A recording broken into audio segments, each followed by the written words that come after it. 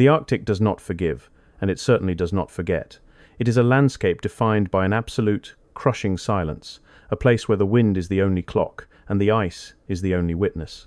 In the late 19th century, this frozen frontier was the ultimate proving ground for the human spirit, a blank space on the map that demanded to be filled with names, coordinates, and data. But in the summer of 1884, a rescue mission reaching the desolate shores of Cape Sabine found something that defied the rigorous scientific traditions of the era.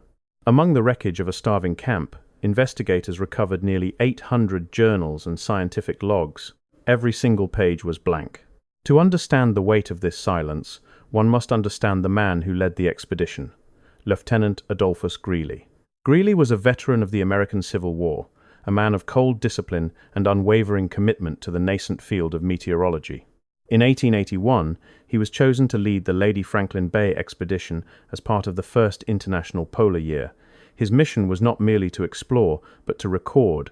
25 men were sent to the furthest reaches of the North with a mandate to document every tide, every magnetic shift, and every degree of temperature.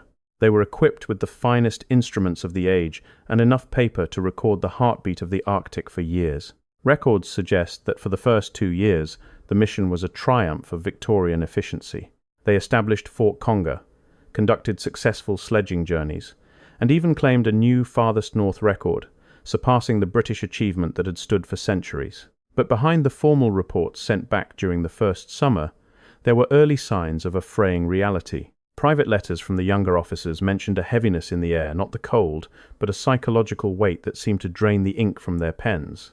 But that wasn't the strangest part. The Greely Expedition was supposed to be relieved by supply ships in 1882 and 1883. Both missions failed, trapped by the shifting pack ice of the Smith Sound. By the autumn of 1883, Greely followed his standing orders to abandon Fort Conger and retreat south toward Cape Sabine, where he expected to find a cache of food and a waiting ship.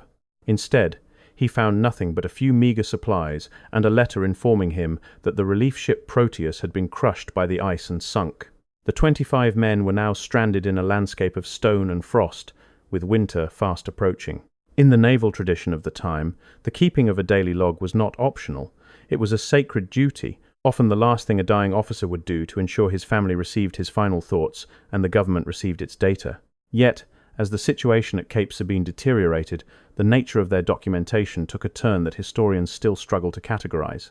When the rescue ships Thetis and Bear finally broke through the ice in June 1884, they found a scene of unimaginable horror. Only 7 men remained alive, huddled in a collapsed tent, barely clinging to consciousness. Greely was among them, his body skeletal, his mind fragmented. Around the camp lay the bodies of his men, some partially buried, others exposed to the elements. The rescuers moved quickly to gather the expedition's records, knowing that the scientific data was the primary justification for the mission's immense cost in human life. They found the crates labeled Scientific Logs International Polar Year. They found the personal leather-bound diaries issued to every sergeant and officer. But when the crates were opened on the deck of the Thetis, the officers were met with an impossible sight. 800 volumes, meticulously bound, were entirely devoid of ink. There were no accounts of the starvation, no meteorological readings from the final winter, no last words to loved ones. It was as if the men had spent their final months staring at the paper, unable or unwilling to leave a mark. What they found next changed the narrative entirely. While the official report filed by the Secretary of the Navy focused on the heroism of the survivors and the tragic failure of the relief efforts, a subcommittee was quietly formed to investigate the loss of documentation. Some historians believe the journals were never written in the first place, that the men had succumbed to a collective apathy brought on by scurvy and starvation. However, there is no clear consensus on this, as several of the survivors later claimed they had seen their comrades writing frantically by the light of blubber lamps until the very end. Evidence suggests that the journals weren't empty because of neglect, but because of an active erasure. When the pages were subjected to early forensic testing in Washington, D.C., technicians noted faint indentations grooves in the paper made by heavy-handed writing. They weren't blank, they were wiped. But 19th century technology had no means of recovering what had been removed. And that's when things began to shift. Rumors of cannibalism began to circulate in the press, fueled by the grisly condition of the bodies recovered from Cape Sabine. The public was horrified by the suggestion that American soldiers had resorted to such extremes. The blank journals suddenly became a focal point of suspicion. Were they empty because they contained secrets too dark for the American public to bear? Did Greely or his remaining men spend their final days of strength systematically destroying the evidence of what had happened during that long, dark winter?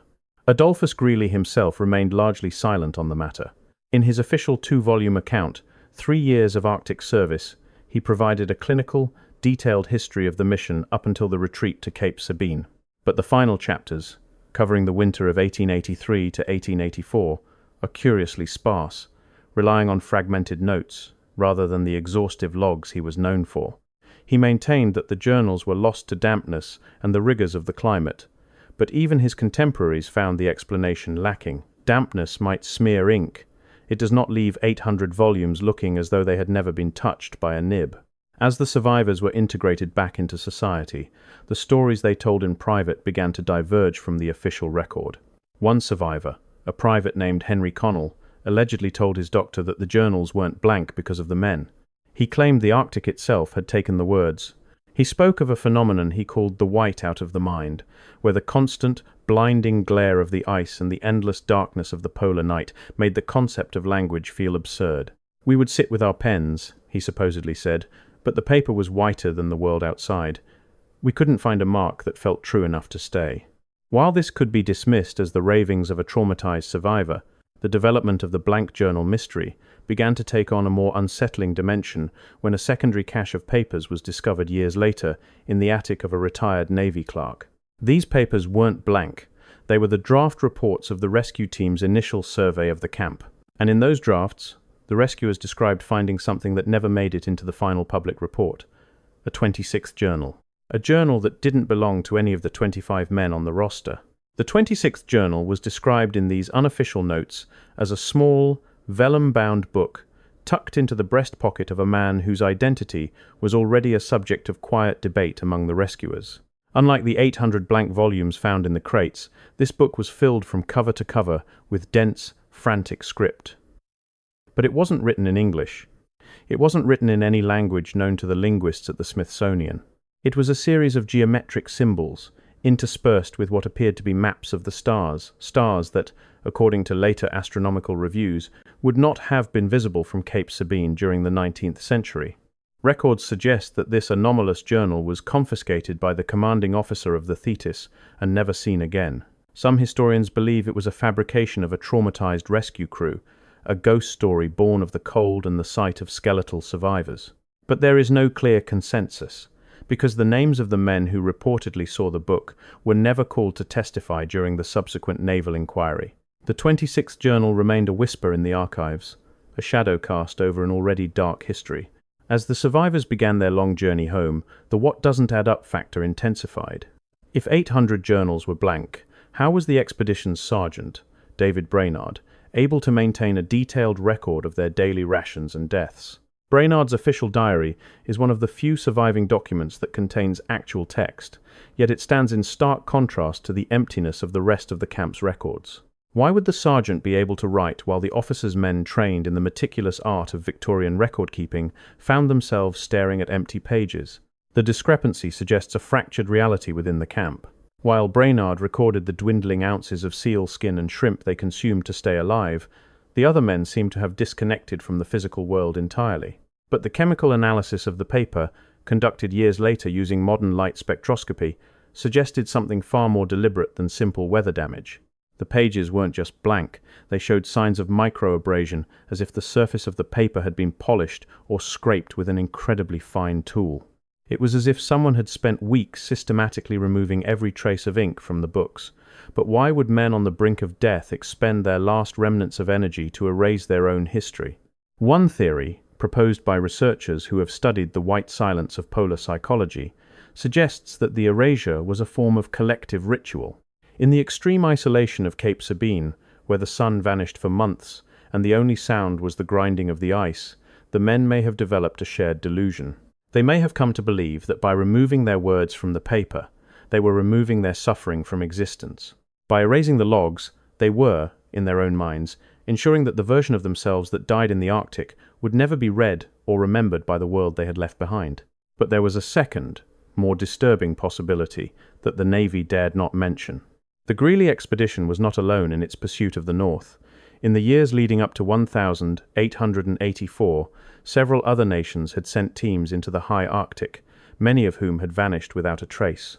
Some historians believe that Greely's men had discovered the remains of one of these lost missions, specifically the survivors of the Jeannette, an American ship that had been crushed by the ice years earlier. The theory suggests that the blank journals were actually a secondary set of records that Greely had ordered wiped to protect the reputation of the Navy, or perhaps to hide the fact that the men of Lady Franklin Bay hadn't been the first to reach certain forbidden coordinates. This leads us to the story of Private Charles B. Henry. Henry is the only man on the expedition whose death was not caused by nature, but by his own comrades. In June 1884, just days before the rescue, Greely issued a written order for Henry to be shot for the repeated theft of food. It was the first and only execution in the history of American Arctic exploration. The execution was carried out in secret, and Henry was buried away from the other men. When his body was recovered by the rescuers, they found that he was the best-fed man in the camp. But they also found something else. Taped to the inside of his thigh was a single sheet of paper torn from one of the blank journals. Unlike the other pages, this one was covered in a dark, reddish-brown substance, not ink, but blood. The writing on the paper was a list of names, but the names weren't of the men on the expedition. They were the names of the rescuers who would arrive 3 days later. How could a dying man, in a camp with no radio and no contact with the outside world, know the names of the officers on a ship that hadn't yet broken through the ice? This detail was scrubbed from the final version of the Greely report, relegated to the unverified files of the Navy Department, but the story persisted among the families of the survivors. It suggested that the blankness of the journals wasn't a loss of information, but a change in the nature of the information being recorded. The men were no longer documenting the weather. They were documenting something that defied the linear progression of time. Multiple perspectives from the Inuit communities of the Smith Sound provide a different layer to the mystery. Oral histories passed down through generations speak of the Longbeards who sat in the stone hut at Cape Sabine. The Inuit hunters who observed the camp from a distance reported that the men didn't act like hunters or soldiers. They acted like shaman watchers. They described the Americans sitting in the dark, moving their hands across books in total silence, even when there was no light to see by. The Inuit believed the men were feeding the books with their souls to prevent the Arctic winter from claiming the world further south. In their interpretation, the journals weren't blank because the ink had failed. They were blank because the information they held had been transferred elsewhere. As the survivors were brought back to the United States, the escalation of the public's fascination turned into a series of grueling court-martials and hearings. Greely was accused of everything from mismanagement to murder. The blank journals were presented as evidence of his failure to maintain military order. But Greely's defense was singular and unwavering. "The records of the North," he said, "are not for the eyes of the living." It was a statement that satisfied no one, yet it was the only explanation he would ever give for why 800 volumes of scientific data had returned as nothing but white paper. Turning point in the public narrative came when Sergeant Brainard, the man who had kept the ration logs, was asked under oath about the missing entries in his own diaries. Brainard admitted that there were gaps in his memory that corresponded with the dates of the blank journals. He described waking up at his desk with his pen in hand, his fingers stained with ink, but no memory of what he had written. "The words were there when I fell asleep," Brainard reportedly whispered to a closed-door session of the committee. But when the sun rose, the paper was as clean as the day it was milled. It was as if the ice had breathed on the page and taken the thoughts back. The collapse of the scientific mission was complete. Millions of dollars had been spent, 19 men had died, and the primary output, the data that was meant to revolutionize our understanding of the Earth's magnetic poles, was non-existent. Or so the public was told. The aftermath of the Greely expedition was a spectacle of Victorian mourning and institutional panic. When the 7 survivors finally arrived in Portsmouth, New Hampshire, they were greeted by thousands of citizens, yet the atmosphere was far from celebratory. The men were moved under heavy guard to a local hospital, and the crates containing the blank journals were immediately sequestered by the Department of War. For years, the public was told that the scientific data was being meticulously processed, but within the halls of the Smithsonian and the Naval Observatory, the mood was one of quiet desperation. Adolphus Greely, despite the shadows of Cape Sabine, eventually rose to the rank of Major General and became a founding member of the National Geographic Society. He lived until 1935, a man whose public life was defined by the pursuit of geographical truth, yet whose private letters remained obsessed with the missing year. Records suggest that Greely spent his final years in the National Archives, frequently requesting access to the very crates he had brought back from the ice.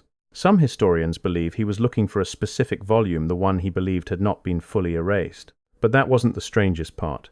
In the late 1920s, a retired naval archivist named Silas Thorne made a startling claim in a series of letters to his grandson. Thorne had been part of the team tasked with the final inventory of the Greely records before they were moved to a high-security vault.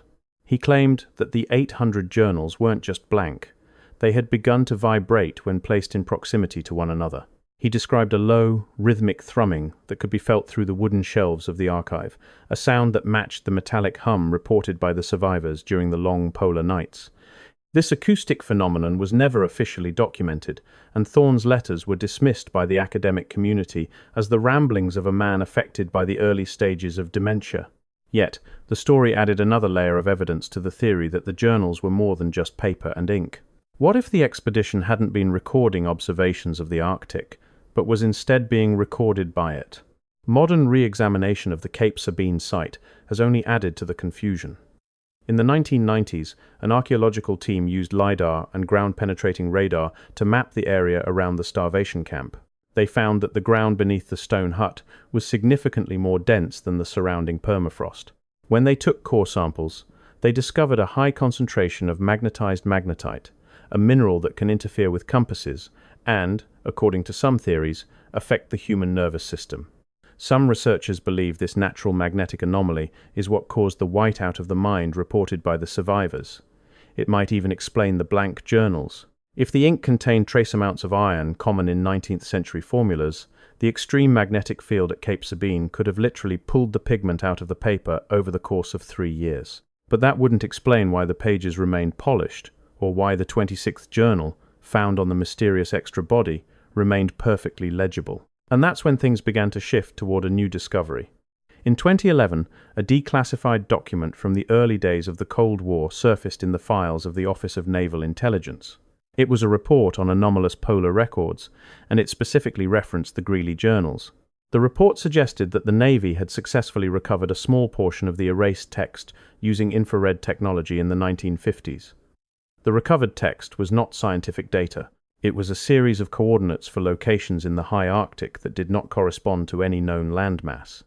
What they found next changed the narrative entirely. The report noted that the Navy had sent a long-range reconnaissance flight to one of these coordinates in 1952. The pilots reported seeing a massive, artificial structure rising from the center of the pack ice, a spire of dark rock or metal that seemed to absorb all light. But before they could take photographs, their instruments failed, and they were forced to return to Thule Air Base. The coordinate was later found to be the exact location where the Proteus, Greely's relief ship, had been crushed by the ice. This has led some to speculate that the 800 blank journals were not erased by the men or by magnetism, but by a containment protocol. There is no clear consensus, but some historians believe the US government realized that Greely had stumbled upon something that didn't belong in the 19th century, something that required a total erasure of the mission's records to prevent a global scramble for a technology they didn't understand. The personal stories of the survivors provide the final, emotional layer to this enigma. Sergeant Brainard, who lived to be 89, was often asked by reporters about the journals. In his later years, he became increasingly cryptic. "We brought back exactly what we were meant to bring back," he told a biographer in 1940. "The paper is blank, because the knowledge is not for the eyes, it is for the blood." What he meant by this remains unclear, but it echoes the Inuit belief that the men were feeding the books with their souls. Perhaps the 1884 mission was not a failure of logistics or survival, but a success in a different kind of transition, one where the price of seeing the Arctic's secrets was the loss of the ability to tell them. As we look at the surviving archival photographs of the Greely men, their faces weathered, their eyes fixed on a horizon we cannot see, we are reminded of the absolute power of the North. The Arctic remains a place where the line between history and myth is as thin as the ice on a summer lead. The 800 journals are still in the archives, locked away in a climate-controlled silence that matches the world where they were born. What happened next remains unclear, as the 26th journal has never been publicly acknowledged, and the coordinate from the 1952 flight is now under hundreds of feet of shifting ice. We are left with the white paper, the blank pages, and the memory of 25 men who went into the dark to record the world, only to have the world record them in return. The journals remain blank, a testament to a truth that was too heavy for the paper to hold. And in that whiteness, perhaps, is the most honest record of all, a reflection of the silence that waits at the top of the world, where the ink ends and the unknown begins. The ice still moves, the wind still blows across Cape Sabine, and the journals are still waiting, their pages clean, as if expecting a story that hasn't yet been written.